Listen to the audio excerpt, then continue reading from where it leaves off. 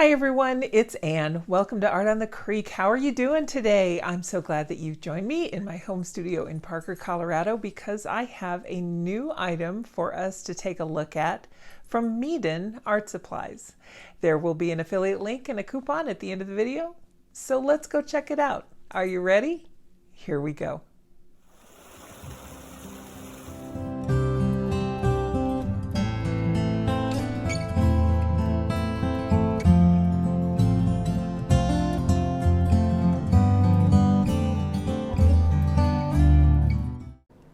I am betting a lot of you have heard of Meeden Art Supplies. They have been around since 2015 and they have over 500 original products that they make. They're out of Beijing, China, and I was thrilled when they reached out to me to see if I wanted to partner with them to feature some of their products and do a review. So they sent me these. Full disclosure there, I did not purchase these with my own money. This particular set retails for $39.95, and look at that 100% cotton watercolor paper, guys. I was really happy because not only do you get that watercolor paper, you're getting 24 watercolor paints, a set of brushes, and a real porcelain 2-well water cup. So it really is, I think, a good deal. So is it too good to be true? I don't know. Let's find out. It comes with an awful lot of colors. There's some good colors in here. Everything has a pigment information and a light fast rating. So far it's ticking all my boxes. Let's open it up and let's see what we got. Nothing's jiggling around in here, so I think it was shipped really well, and it did come from China, so I didn't have any trouble with the international shipping. It's just got a cellophane wrap on it that I could easily take off with my X-Acto knife there. And then let's open up the lid and let's see what's inside. It's nice looking tubes of paint, 12 on the top row, 12 on the bottom row. And let's go ahead and take the cellophane off of this and see what we have here. Well, they're all nestled in here really securely, so it's no wonder that nothing was damaged in the shipping. Not only was it very well packed, but it also is, these tubes kind of lock into that inner plastic shell. They kind of snap in there, which is really very nice, in my opinion.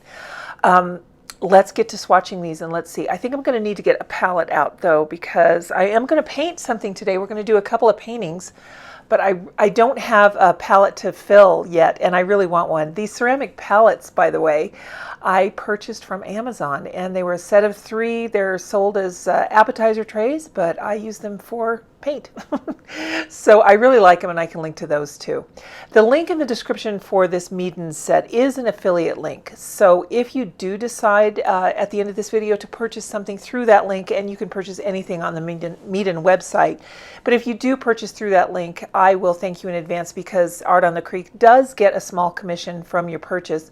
But I've got a coupon for you that you can copy and paste in the description as well, and that way you'll save some money on your purchase too. So it really is a win-win, and once again, I really do thank you, because things like this, when you use an affiliate link to purchase your art supplies, it really does help me to continue to make these videos for you.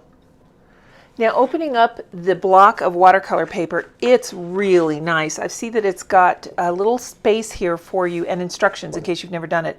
You put something in there and that will slide around the page to lift off the page when you're done.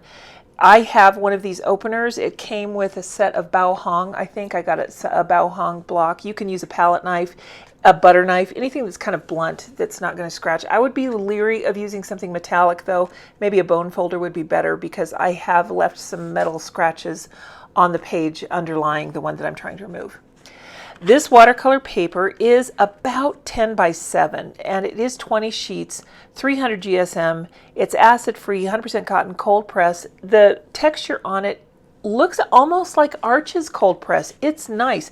It's a little bit uniform looking, but as I'm doing this voiceover, I will tell you when I painted with it, that did not inhibit the painting at all. In fact, I thought it was really nice. And if you've watched my channel for a while, or maybe you like this technique as well, this paper is very good at letting you do dry brush technique. And because of the amount of texture on it, we're going to also be able to see some granulation if we've got some really good granulating paints. So let me set up a swatch table here and then we'll get started. All right, everybody, show of hands. Who is impressed and or surprised that I actually used a ruler to make my swatch chart? I wanted to make this look nice for you guys, and I apologize for all of the wonky ones I've had in the past, but they are all kind of fast and furious as far as I'm concerned. But this one I wanted to spend a little more time on. So I'm just going to dip into these brushes here, or excuse me, the tubes of paint here, just to see if I can just get a tiny bit out for this swatch, because I don't want to put everything out on the palette to paint. I'll wait and squirt some of the paints out on the palette when we're ready to paint our picture. But for now, I will go through and speed this up, and I will let you know about the pigmentation and the light fastness and all that information as I'm swatching these out. One quick note, I'm not using the brushes that they gave me to do the swatching just yet. I want to wait and just deal with those when we do our painting. So without further ado, let's speed up this swatching. The back of this paint box is really convenient because it has a key to the light fastness information and pigments and transparency. So for instance, on this next one that I'm swatching here, which is the pale yellow, it's pigment PY1. It has 3 stars of light fastness, which is probably their top. They've got 2 stars or 3 stars. And then the transparency is in the middle. So I'm going to call that semi-opaque or semi-transparent. They have a solid black square, which indicates less transparent, and then the open square, which indicates more transparent. I will refer to all of this in the description so that you can really look at it and spend some time on it to see if this is something that you're interested in, because I think it's a really good set. I like the way it swatches, and with all of this information about the transparency and the pigment number and the light fastness, that's very, very helpful to me. I really appreciate that when art companies are telling me that they're using pigments and that they have light fastness ratings and how transparent they are. Transparency is important when you're dealing with washes on top of another. You want the transparency typically to be as much as possible. Now, in this particular set, there is only one paint that is transparent, and that is the ultramarine blue. There are several, 1, 2, 3, 4, 5, 6, 7, 8, 9, 10 of them, it looks like, real quick on a count, that are the least transparent. I would call it semi-transparent. I've also seen that called semi-opaque, and to be honest, sometimes I feel like that's kind of, is it partly cloudy or partly sunny? You know, you're going to see that it's not completely transparent. There are some more opaque watercolors that you can definitely see have more of a milky cast to them. But when you look at this, when you look at how the swatches were done, and I've got that black line across all of them so that you can see how transparent they are. On the top row, I would say that the milky cast is a little bit more prevalent on the yellows. And then you get to the middle row, and it's really not prevalent at all. And on the bottom, I have a hard time deciding where that less than transparent is showing up. So I'm not really sure how they came about these particular ratings, but what I will tell you is for whatever they feel is not quite transparent, I think it's fine. I think it's plenty transparent, and I have used many, many brands of watercolor paper, and these compare with the professional brands. I did not have any issues whatsoever. I felt like the ultramarine started to granulate a little bit, and I think if I had some different paper, perhaps you know, one that's like a rough texture, and I put down a whole lot more water, then we'd get some really nice granulation. Now it's not going to be as much granulation as one of the premium brands, I don't think, but this particular one it does have some granulation to it, and I was impressed. There are some other colors that seem to have granulation as well. The burnt sienna, raw umber, the burnt umber, the PBK11 a little bit, and the greens, which I thought was so nice. The deep green, which is a PG7 mixed with a PB15, and I don't know if it's just the way I painted it on there or what, but that is a really nice pigment, and it's the next one that I'm going to do here. I also love this sap green. You know, a lot of times sap green can be kind of weird, and this one isn't. It's a PG7 with a PY1, again 3 stars, and the semi-transparent. Here's the one that I really love so much, this deep green. When it's painted out, it really reminds me of kind of a green earth, or even maybe a cobalt teal. It's very nice. It doesn't have any cobalt in here, and that's the other thing I want to point out about these sets. They do have a cobalt blue and a cerulean. Those are definitely hues. They're not the actual pigments, because they're mixed with the PW6. which is that titanium white up there. They're a pretty good approximation, especially the cobalt is a pretty good approximation of cobalt. The cerulean blue, it's a little more turquoise, a little more green than it is cerulean, and I wouldn't use that for a sky, but I would definitely use that cobalt blue for a sky. And then of course you could mix, you could use any of those blues, actually any of those 4 blues on the middle row, and come up with a really nice sky. The purples here are convenience mixes. You could call the greens convenience mixes as well. But these purples, I like that they give you one that's a little more blue based and one that's a little more red based. That gives you a lot more leeway when you're mixing. Now the pigment information on those is a PV23. That's the one on the left. And then the other one, the brilliant purple, that one is a PW6 with a PV23, and for having that white pigment in there, I don't see how it's creating any milky cast over that black magic marker line. I mean, maybe a little. It's very faint if it is there. And I'm really excited that by adding the PW6, they were able to pull that more toward the red. I use PV23 a lot. I have a Daniel Smith that I really like, and this one rivals it. It's a very lovely color, and I have no problem whatsoever with any of these pigments. I thought I would. I thought that presence of the PW6 was going to be a little bit weird and make chalky kind of paints when it dried, and it doesn't, you guys. It's really nice. So none of these have a chalky finish. These look like professional watercolors. They're very, very nice. They're not as luminescent as, say, the Rosa watercolors, meaning that the light doesn't bounce back to you as much, and that could be a factor of that transparency rating that they're giving these. But I really like these paints, and for the price, I mean, this set is only $40. You would pay more than that for just a block of Fabriano watercolor paper. So I think that this might be really, really something to consider, especially if you're looking for a gift to give someone this holiday season, or if you're looking for something to put on your own list, if you want to have a little watercolor set that you could just learn how, or even if you are an accomplished watercolor artist, I feel like this set would be very enjoyable to use because I certainly had a good time with it, and I think other people would too.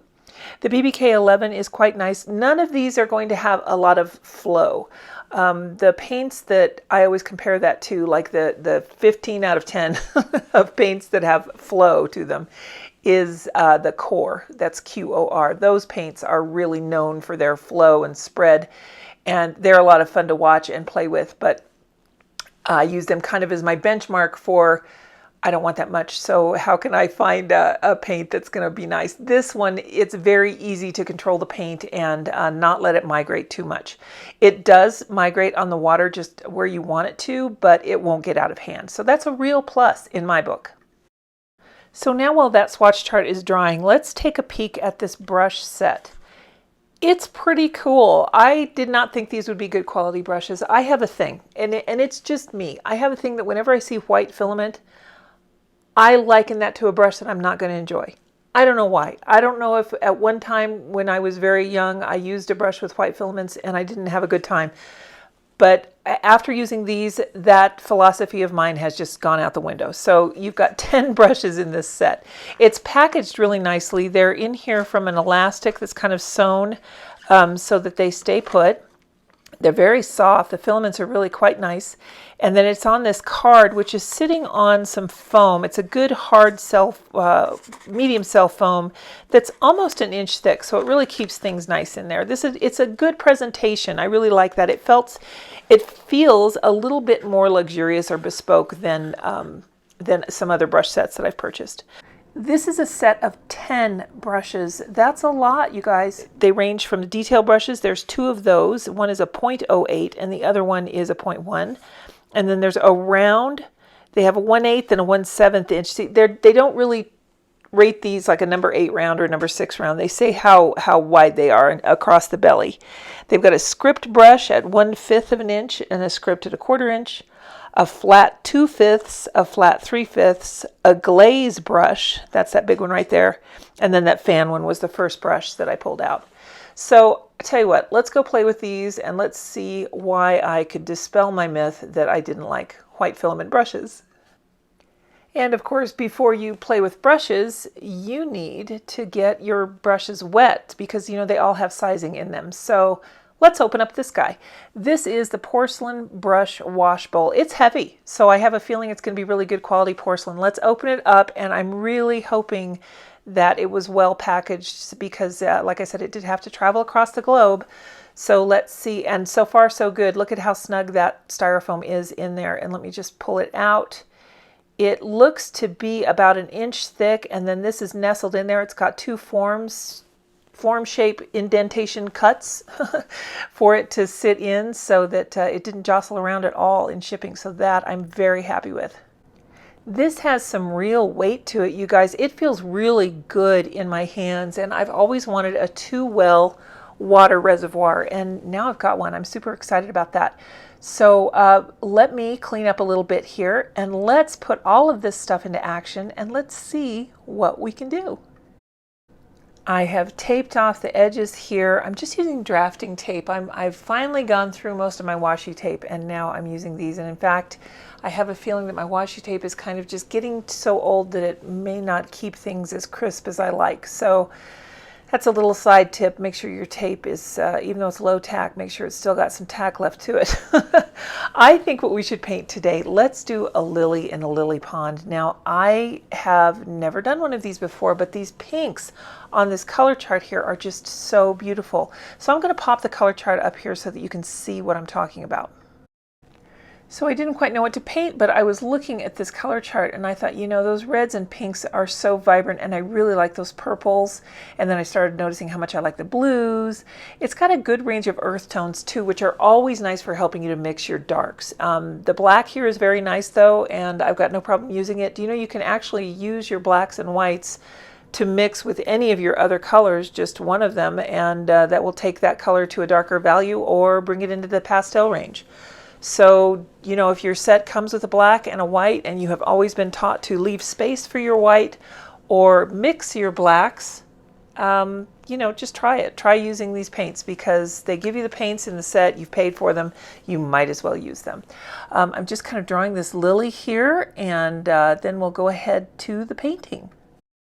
I have to tell you guys, I've used a lot of budget art supplies because as an instructor and a teacher, I'm always looking for something that can make art approachable. You know, we all know that if you're going to buy something from Daniel Smith or M. Graham or anything like that, you're going to get a quality product, but a lot of people cannot afford that, and that means that they may not end up trying to paint because they feel like the supplies are out of reach. So when I run across something like this Meeden set where it's only $40 and you get every supply that you need to paint. I mean, literally the only thing you need to add is a pencil and an eraser and a paper towel and the water to fill the two-sided reservoir. I can't say no. I mean, this is really fun, and I'm looking for several things when I test a paint. What I'm looking for is how well do they mix, and I'm using these right out of the tube on the palette. I'm having no trouble at all. There was no binder separation, parenthetically. That's always a plus, although it's not really a minus if the binder separates. It's just kind of annoying because you have to mix it up, but you know, the paints are still perfectly usable. The only negative that I would say is that some of these paints had an odor. I can't tell you what the odor is. It was not unpleasant, but I noticed it. It's not the odor of you know, anything spoiled or anything. It's kind of a slight chemical scent, and I can't quite pick it up. All of these paints are definitely safe to use. They have the certification of ASTM, the safety certification. So I would use them in full confidence, but be aware that if you're incredibly sensitive to smells, then maybe this set might not be the one for you. But I can smell everything, and I didn't feel like this was a deterrent at all. The paints worked fabulously. On this paper, you have all the time you need, a lot of working time to go wet into wet, wet into damp, all kinds of techniques. I was able to use dry brush. I was able to, of course, go wet onto dry. I was able to add the shading where I wanted it. I was able to leave white space. I was able to really just achieve exactly what I wanted to achieve on the first pass. And in my mind, I mean, that's a gold mine. This paper, I will definitely buy this paper again. And I am so thrilled that it came with this reservoir because it's generous. I would say that both sides of this porcelain rinse cup for your brushes, I would say that both sides probably contain 2 cups of water. I'm betting. I bet you could fit maybe 12, maybe 16 ounces in each one. So it's a lot of water. You can see with this block and the amount of water that I used on the painting, nothing is bent, nothing is warped. When I take it off of here, you'll be able to see the tape came off of there very effortlessly, which is also really nice to know. Now, I always use a heat tool when I remove my tape, even if it's a low tack tape, but this one did not hang on to the paper at all. I do have some papers where it does hang on, particularly some handmade papers, or for instance, some of the Legion papers. They seem to be more fragile, but this one, no. This actually felt like I was using something very comparable to Arches, as I mentioned before. I feel like this little set has a lot to offer. The colors that I used in here, I used a lot of the greens, the blues. I darkened the Prussian blue with the black. Oh, excuse me, not the Prussian blue. It was the, no, yeah, it was the, sorry about that. It was the Prussian blue. And I mixed that with the gamboge, and I also had in there the sap green, and I used the black to take it down to a different value, just to get those different levels on the lily pad leaves there. And then with the blossom, I went in with the rose, the PB19, in varying strengths, and then I added some ultramarine for a shadow. I added a little bit of black to it to get some of the different shadows in there. And then I also went in with that scarlet red and the pale yellow to get some of the center parts in the flower, the pistils there. So I really enjoyed this set. I can't recommend it enough. I mean, I'm blown away. I'm blown away that you can find something this usable with this kind of quality. And again, it's only $39.95. I mean, for $40, where can you get all of this? You can't. At this quality, you just can't. So I would say run to that affiliate link, use the coupon, copy and paste it, save yourself some money, help out Art on the Creek. I really appreciate it. And enjoy yourself. You won't regret it. These paints are so fun, and I just can't say enough nice things about them. I will keep using them because I think they're really fabulous, and I genuinely mean that. Here's the other painting that I did. It's a blue parrot, and oh my gosh, this one was so fun to do. And I didn't have my camera turned on, so my bad. You know what? If you guys want, for either one of these, either the lily or the parrot, I will be happy to do a tutorial on these for you with the PDF drawing. I'm going to start doing that now, that you can, so those of you that don't want to draw it, or if you don't want to, you know, sit there and do something like that, figure out how to trace it up against your window, I will provide a PDF line drawing for you of my tutorials, what I do for my tutorial subjects, in the description. So if you'd like to learn how to paint this lily pad and the parrot, let me know. And meanwhile, have a lot of fun shopping, you guys. I hope you enjoy this Meeden set. And thanks again for helping out Art on the Creek. We'll see you next time. Bye now.